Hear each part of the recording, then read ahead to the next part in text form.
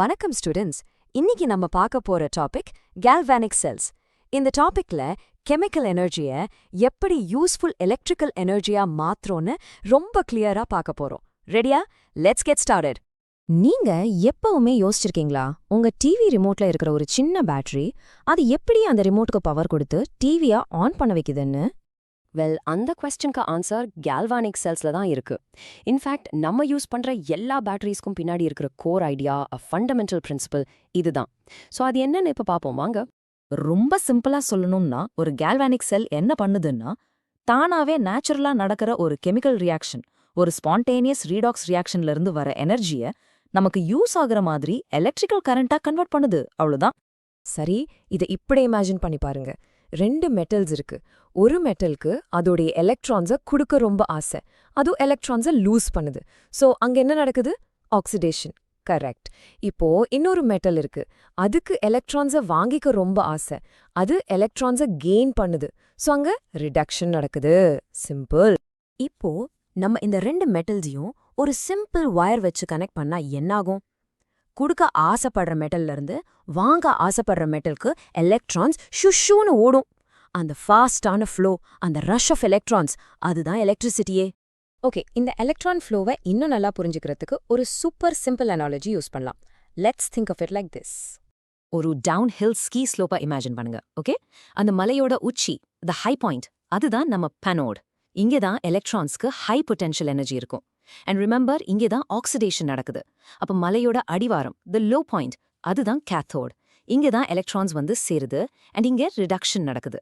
Gravity எப்படி ஸ்கியர்ஸை மேலிருந்து கீழே புல் பண்ணுதோ, அதே மாதிரி ஒரு கெமிக்கல் ஃபோர்ஸ், கரெக்டா சொல்லணும்னா ஒரு பொட்டென்ஷியல் டிஃபரன்ஸ், இந்த எலக்ட்ரான்ஸை ஆனோட்ல இருந்து கேத்தோடுக்கு புல் பண்ணுது. So the most important point to remember is இந்த நேச்சுரல் ஸ்பான்டேனியஸ் டவுன்ஹில் ஃப்ளோ தான். ஸோ இந்த கான்செப்ட் ஏன் இவ்வளோ முக்கியம்னு கேட்டிங்கன்னா, பிகாஸ் இதுதான் அந்த நேச்சுரலாக நடக்கிற கெமிக்கல் ரியாக்ஷன்ஸில் இருக்கிற எனர்ஜியை கேப்சர் பண்ணி நமக்கு தேவையான போர்ட்டபிள் பவர், அதாவது நம்ம யூஸ் பண்ணுற பேட்டரிஸை கிரியேட் பண்ண ஹெல்ப் பண்ணுது. That's why it's so important.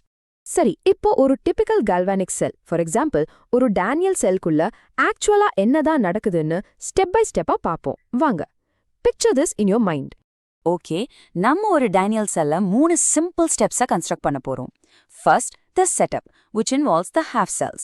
Second, the path, அதாவது the connections. And finally, step 3, the flow, எப்படி சர்க்கிட் கம்ப்ளீட் ஆகுதுன்னு பார்ப்போம். Okay, step 1, the setup. First, நம்ம ரெண்டு செப்பரேட் பீக்கர்ஸ் எடுத்துக்கலாம். ஒரு பீக்கர்ல ஒரு ஜிங்க் எலக்ட்ரோடு எடுத்து ஜிங்க் சல்ஃபேட் சொல்யூஷனுக்குள்ள டிப் பண்றோம். இது ஒரு ஹாஃப் செல். ஓகே, அடுத்த பீக்கர்ல ஒரு காப்பர் எலக்ட்ரோடு எடுத்து காப்பர் சல்ஃபேட் சொல்யூஷனுக்குள்ள டிப் பண்றோம். இது இன்னொரு half sell. So, we have 2 half cells ready. Right, step 2, the path. இப்போ இந்த ரெண்டு எலக்ட்ரோட்ஸையும் வெளியே ஒரு வயர் வச்சு கனெக்ட் பண்ணிடுறோம். ஆனா சர்க்கிட் இன்னும் கம்ப்ளீட் ஆகல. ஸோ அந்த ரெண்டு சொல்யூஷன்ஸையும் உள்ள ஒரு யூ ஷேப் டியூப், அதுக்கு பேர் தான் சால்ட் பிரிட்ஜ், அதை வச்சு கனெக்ட் பண்றோம். ரிமெம்பர், இந்த சால்ட் பிரிட்ஜ் தான் ரொம்ப முக்கியம். இதுதான் சர்க்கியூட்டை கம்ப்ளீட் பண்ணி எலக்ட்ரிக்கல் நியூட்ரலிட்டியை மெயின்டைன் பண்ணும். And now for step 3, the flow. நம்ம கனெக்ட் பண்ண உடனே எலக்ட்ரான்ஸ் ஜிங்க் எலக்ட்ரோட்ல இருந்து, அதுதான் நம்ம ஆனோட், அந்த வயர் வழியா காப்பர் எலக்ட்ரோட்க்கு, அதாவது கேத்தோட்க்கு வேகமா ஓடும். அதே சமயத்துல அந்த பீக்கர்ஸ்ல சார்ஜ் பில்டப் ஆகாம பாத்துக்கிறதுக்கு அயான்ஸ் அந்த சால்ட் பிரிட்ஜ் வழியா மூவ் ஆகும். That's it. இப்படிதான் ஒரு complete perfectly functioning electrical circuit create ஆகுது. ஓகே, இதெல்லாம் லேப்ல பண்றது சரி. பட் நம்ம டெய்லி லைஃப்ல இது எங்க யூஸ் ஆகுது? Let's go back to our first question. உங்க ரிமோட்ல இருக்கிற அந்த பேட்டரியை பார்ப்போம். நம்ம ரிமோட் டாய்ஸ், கிளாக்ஸ்ல யூஸ் பண்ற AA அல்லது AAA ஆல்கலைன் பேட்டரிஸ்குள்ள இதே எக்ஸாக்ட் பிரின்சிபிள் தான் ஒர்க் ஆகுது. இங்க ஜிங்க் பவுடர் தான் நம்ம ஆனோடா, அதாவது எலக்ட்ரானை குடுக்கிறவரா ஆக்ட் பண்ணுது. அண்ட் மேங்கனீஸ் டை ஆக்சைடு தான் கேத்தோடா, எலக்ட்ரான்ஸை வாங்கி வர்ற இடமா ஆக்ட் பண்ணுது. அண்ட் இந்த ரியாக்ஷனோட ரிசல்ட் என்ன? நமக்கு ஸ்டெடியா நிறைய நேரம் சுமார் ஒரு 1.5 வோல்ட்ஸ் பவர் கிடைக்குது. இப்போ உங்க மனசுல ஒரு கொஸ்டின் வரலாம், இந்த ரியாக்ஷன் ஸ்பான்டேனியஸா தானாவே நடக்குதுன்னா அப்ப பேட்டரி எப்பவுமே ஒர்க் ஆகணும்ல, ஏன் டெட் ஆகுது? You may think it can just run forever, but actually no. உள்ள இருக்கிற கெமிக்கல்ஸ், அந்த கெமிக்கல் ஃபியூல்ஸ், அதாவது நம்ம ரியாக்டன்ஸ் காலி ஆயிடுது. Simple as that. நம்ம டேனியல் செல் எக்ஸாம்பிளே பார்த்தோம்ல, அந்த ஜிங்க் எலக்ட்ரோட் எலக்ட்ரான்ஸை கொடுத்தே கொஞ்ச நாள்ல கரைஞ்சிரும். இல்லனா அந்த காப்பர் அயான்ஸ் எல்லாம் யூஸ் ஆகி சொல்யூஷன்ல காலி ஆயிடும். அந்த பாயிண்ட்ல ரியாக்ஷன் ஸ்டாப் ஆயிடும், கரண்ட் வராது. சோ ஒரு கேல்வானிக் செல்லோட லைஃப் இட்ஸ் ஃபைனைட்.